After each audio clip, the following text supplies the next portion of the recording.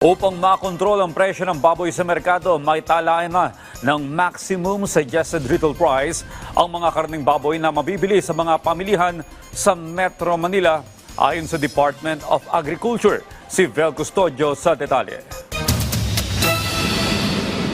Naglabas na ang Department of Agriculture ng tala para sa magiging batayan ng maximum suggested retail price sa karneng baboy. Base sa pagpupulong ng DA sa pangunguna ni Secretary Francisco Tiu Laurel Jr. at mga stakeholders sa magiging presyo ng pork MSRP. 350 pesos ang kada kilo ng MSRP sa pork shoulder o kasim, habang 380 pesos naman ang pork belly o liempo. Magiging epektibo ito simula March 10 sa Metro Manila. Simula po ito sa Lunes at magkakaroon po ng after a month na mag-establish po yung MSRP sa Lunes. Katuwang namin ang DTI, ang PNP ay maglilibot kami sa mga palengke para makita rin yung compliance simula next week.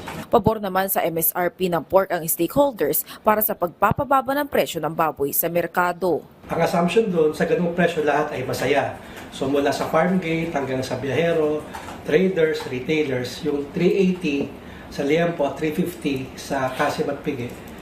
Ang suma nun ay lahat masaya sa presyo dahil wala ni isa sa sektor ang tumutol. Isa pa sa nagpababa ng presyo ng baboy ay ang bumababang presyo ng farm gate mula sa dating 250 pesos average, ngayon ay 230 pesos na lang. Sapat na rin ng 100 hanggang 120 pesos sa profit margin sa pagitan ng pork traders at retailers. Magpapatupad din ng maximum 300 pesos kada kilo para sa sabit ulo o ang presyo mula traders hanggang retailers. Ayon sa Kagawaran ng Agrikultura, sa Metro Manila pa lang ang implementasyon ng pork MSRP, pero pinag-aaralan na rin ang cost structure sa iba pang rehiyon para makapaglabas na rin ng MSRP rito. Vel Custodio para sa Pambansang TV sa Bagong Pilipinas.